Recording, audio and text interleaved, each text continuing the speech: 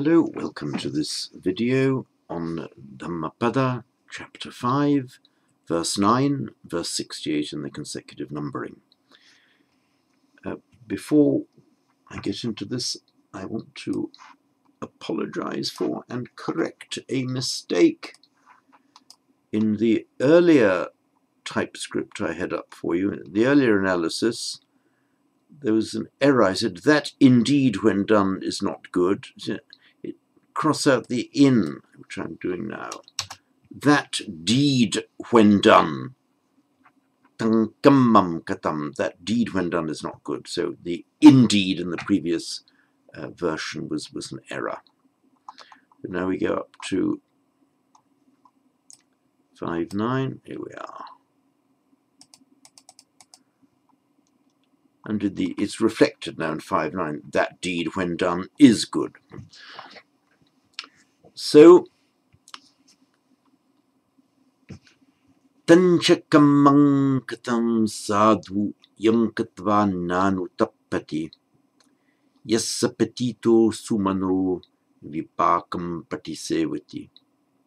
Again, tanchakamang katam sadhu yankatva nanu tappati yassapatito sumano vipakam patisevati. The tancha, the cha we know means and, but it very often has a disjunctive rather than a conjunctive force. Rather than and, it can sometimes have a contrastive force of but. And that's what it has here. Tanja kamam, but that deed. Katam, that deed done is good, or that deed is well done, which sadhu looks like an adverb here, just well or properly. No, from the root is a dual root actually, sid and sad. Sid and sad. The basic meaning is to hit the target. And it makes the adjective and adverb sadhu. And a noun, you have a sadhu is often translated as a holy man, one who goes for the goal, hits the mark. And it's also used as an adverb or as an exclamation, well done, like bravo. We have it at the end of chants, sadhu, sadhu, sadhu. The idea is, you got it, well on, that's right, it hits the mark. So that deed is katam sadhu, katam sadhu, done well. The tanchakambam katam sadhu, that deed is done well, or that is something that you have done well. Yankatva, which having done, nanutappati, one na anutappati, one does not regret. So that deed is a well-done deed if, having done it, you do not regret it. Tanchakamam, but that deed, katang sadhu, is done well, or it is a good act. Yankatva, having done which, nanutappati. It's here the impersonal form, one does not regret, nanutappati. Note that the third person singular usually say he, she, or it. It is very often used in Sanskrit and Pali in an impersonal sense, that one does not, that a person generally does not regret, rather than referring to a specific person.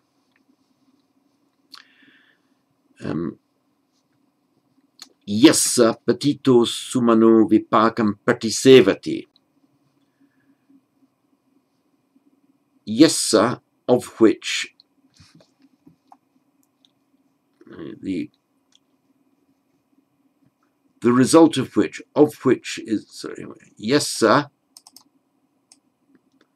of which vipakam is the ripening out, from the root pach, to cook,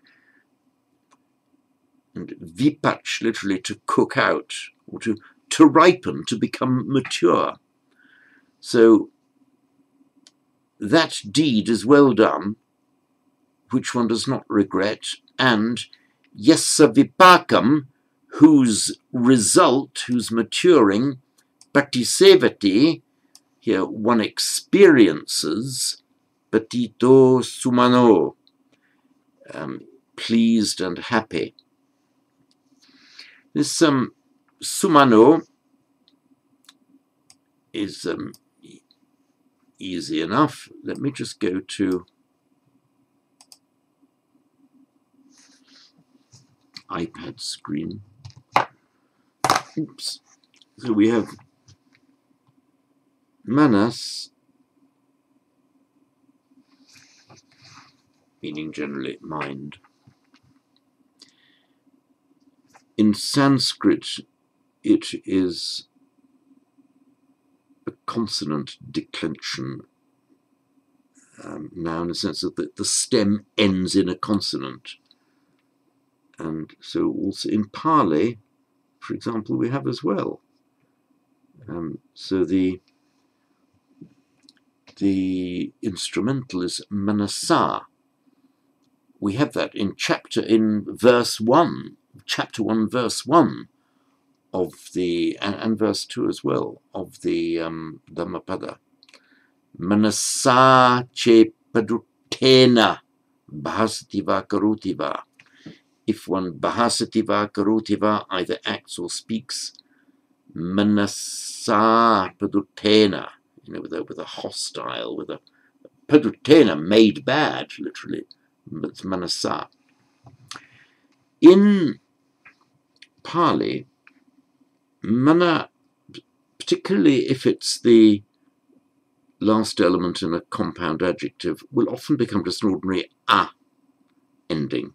So sumano, it can become sumano, and then it can decline like an ordinary a noun, sumano, sumanam, sumanassa, and so on. You can't do that in Sanskrit, but you can do it in Pali. And what we're seeing here in the word sumano is that having been flipped in Pali into an ordinary a word, and declines like any other a word when it's done that. So yassa vipakam patisevati, whose result one experiences patito sumano. So sumano, literally with a good mind, it means happy. And if you're dumano,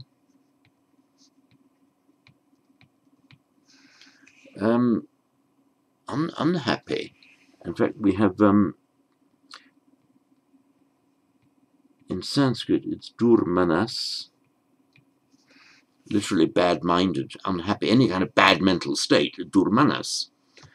And we have the vriddhi derivative, make an this is Sanskrit now, make an abstract noun of it, daurmanasya.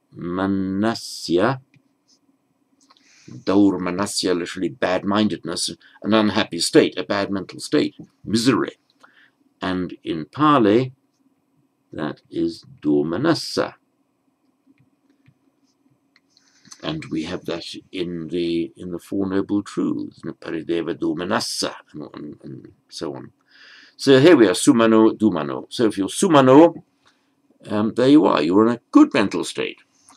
Yes, patito is an interesting word. It means pleased, but it's got a bit of a history behind it. If you look at the note that I've done, click call up.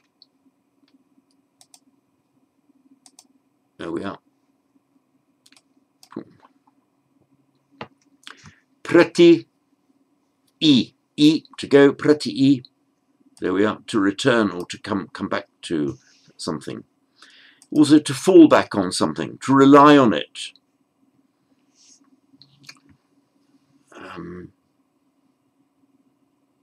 In the Johansson readings, we've said where the nun, whose name escapes me at the moment, is talking to Mara, why are you constantly going on about a satta, about a being, a person? And she said, sattam pachesi, you are falling back on. I mean, you're constantly going on about it, relying on it. It also means independence on something. Prati in Sanskrit, prati itya, having fallen back on samutpada, that's dependent co-origination. Incidentally, why is it itya? Oops, why is it itya and paticca? Okay, very simple. Where you have a root that consists of or ends in a short vowel, I, it makes its this ya absolutive. In fact, it makes it in a tya. So rather than iya, it becomes itya. So you have prescriptya, and so on. That's why it's pratitya with that inserted th, which then in Pali becomes praticca. Back to where we were.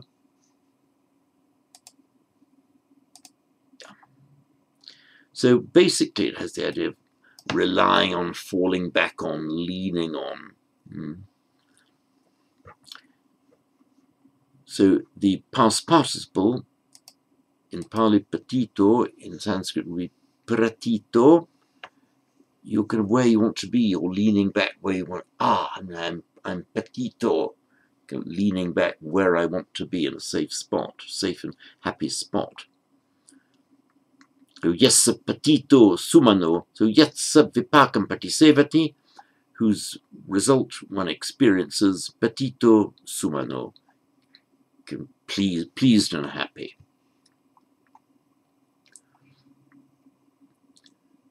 And the patisevati, I explained that in the notes to the previous verse, verse 8. Sev, to dwell or to stay near something. The Buddha said these two extremes are not to be indulged in. These due and te, these two ends, meaning these two extremes. Na sevitaba, must not save them, must not stay near them, be there, dwell in them, rely on them. That's when he's advising people not to go for either of the two extremes. That's extreme self-indulgence, extreme self-mortification. So, ime due ante, these two ends, meaning extremes, nasevitaba.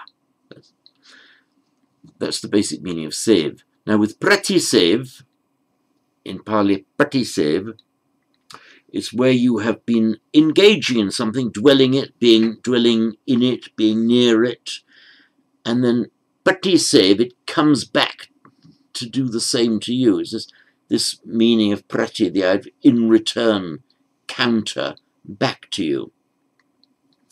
So pratisevati is like serves you right. You've been doing it, now it's come back to do whatever it's doing to you. And it can be in a good way or a bad way.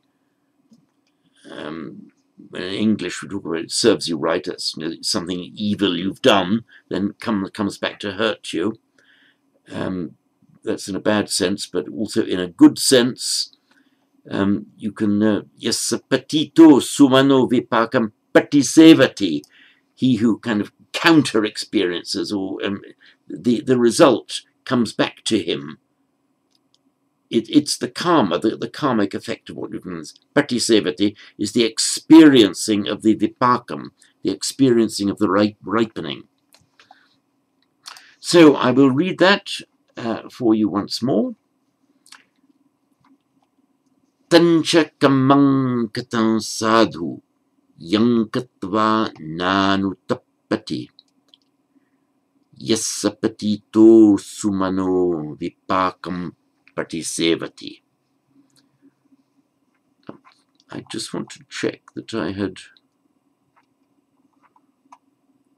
Yes, for the anuttappati, again, I explained that in detail in